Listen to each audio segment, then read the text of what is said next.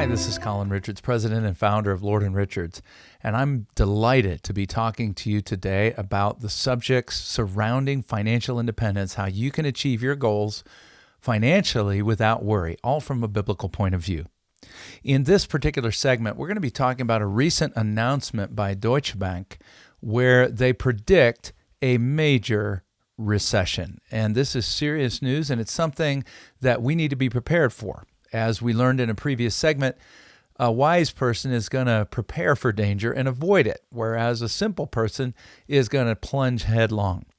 So we're developing plans every single day to help our clients avoid danger. And one of those is the danger of a recession. One of the ways that we do that, I call it developing your own economic bubble or your retirement bubble, so that when the world is sort of falling to pieces around you, whether that be the markets, the job situation, inflation, you've already developed a plan. You have a plan in place so that you thrive no matter what's going on in the world around you economically. CNN reported this week that Deutsche Bank's economists are telling clients that we're going to get a major recession. Now, to be fair, they're not a part of the crowd on this. They're kind of an outlier. But the report that they put out for their clients was called "Why the Coming Recession Will Be Worse Than Expected." Not a very fancy title, but it's worth warning ourselves about. So they're going to admit, yeah, we're pessimistic compared to the rank and file out there. Other banks like Goldman Sachs, well, they say it's not inevitable, right? We might not have a recession, but it's still going to be a tough time getting out of that rampant inflation and wage growth problem that we're having. So they don't really tell us what that's going to result in. Deutsche Bank is saying, probably a recession. UBS, they're optimistic. They feel like inflation should just start easing any time now. And of course, we've been told this forever. They don't expect a recession just because we're having rising rates and just because all 10 of the recessions we've had in the last 70 years started with rate increases. Don't worry about it. Bloomberg, their model, it estimates about a 44% chance of a recession before January of 2024. So sometime in the next, about 19, 20 months. So we're really getting a wide variety of opinions, but it is worth noting that almost every time the prognosticators and forecasters have gotten involved with trying to tell us what's going to go on in terms of inflation and how it's not going to be as bad as we think, almost every time they've said that, they've been wrong, just consistently wrong. And inflation is one where we've been told, it'll be over, supply chain, blah, blah, blah. Well, it keeps marching on. So Deutsche Bank, kind of standing alone, but I think worth listening to, fears that it's going to take a long time for inflation to drop back down. They're running upstream against the crowd on this one. And that, of course, means if we're talking about inflation that is considered desirable, it's not zero, it's around 2%, according to the Federal Reserve. Well, it's at its highest rate in 40 years now. People are paying an enormous premium on goods and services. And so what Deutsche Bank thinks is driving this is wages. People keep changing jobs and employers keep having to pay more to rebuild their workforce, right? Anytime you get something smashed apart, it always costs more to rebuild it than just to maintain what was there before. And so as employers who suffered massive losses in the workforce because of COVID and other things, bad policies and so forth, have had to recruit new talent, of course, to get somebody to go from point A to point B, there's always a premium, right?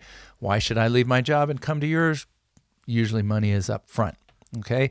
It's interesting. There have been reports also about this same time that people are still planning on quitting jobs at about the same rate, even though they're getting more money, just because those jobs aren't representing what they consider a long-term impact in their lives, their careers, and in the world. So that's a real difference that we're seeing. There's also another shift in psychology that we're seeing right now.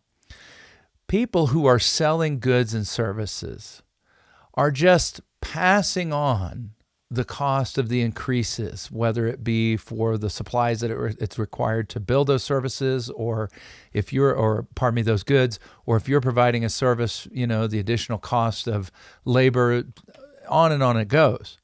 But what's different is that the people supplying those services are just passing them on, and people seem to be taking them in stride. Buyers are accepting them, right? Normally what we would see is price increases go up. Well, it's kind of self-correcting, right? Because people stop buying stuff. But all hail the American consumer. We seem willing to take it on the chin and not worry about it. So we're pretty much enablers, okay? As we buy stuff and we pay more for it, cars, domestic goods, household supplies, we're just taking it on the chin. How long will the consumer tolerate that? Actually, your guess is as good as mine.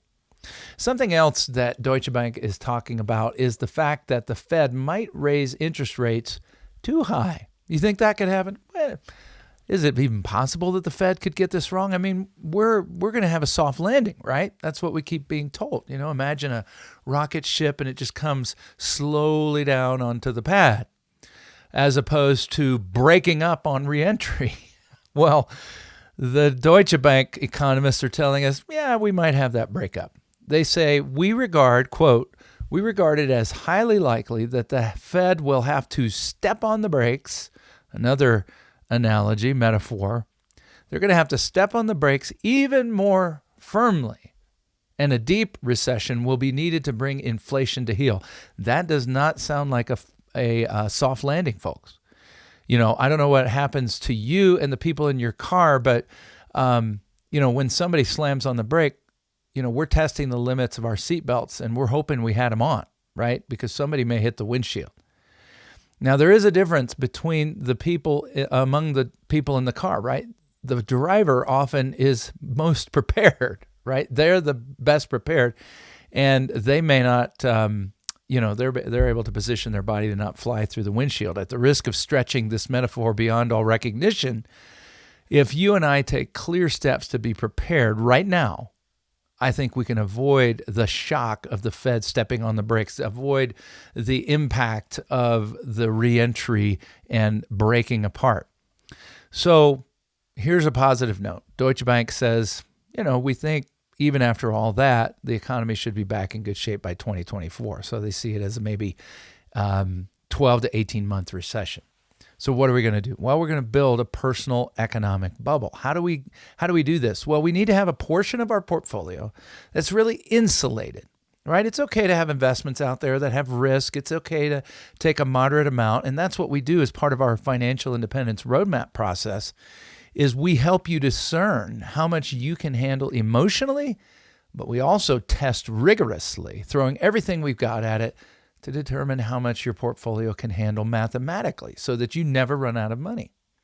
And it's important as part of the solution phase of our roadmap process that we put in place tools and investments that are institutionally risk managed, that aren't going to be as volatile during periods of severe market reactions, during periods of recession, during periods of economic decline. And if you haven't made a written plan already to deal with that, the time to deal with that is now. I urge you. And what's wonderful about this is we've been helping clients do this for years so that you can sleep well at night, you can enjoy the beach, be sitting out there with your friends and family and not even be thinking about what's going on in the world. Wouldn't that be a wonderful feeling? Well, that's called retiring financially independent, where you're independent not only of a job, but you're independent of all the anxiety and emotion that goes with people who are completely reliant on the good graces of the economy and of the markets for their retirement future. You don't want to be there, folks. So it starts with a simple phone call. It starts with a conversation where we discern your needs, your goals, your values. And as we meet together, this is complimentary. We sit down and we test your portfolio to make sure you're ready. Are you ready? Are you prepared? Do you have a written plan?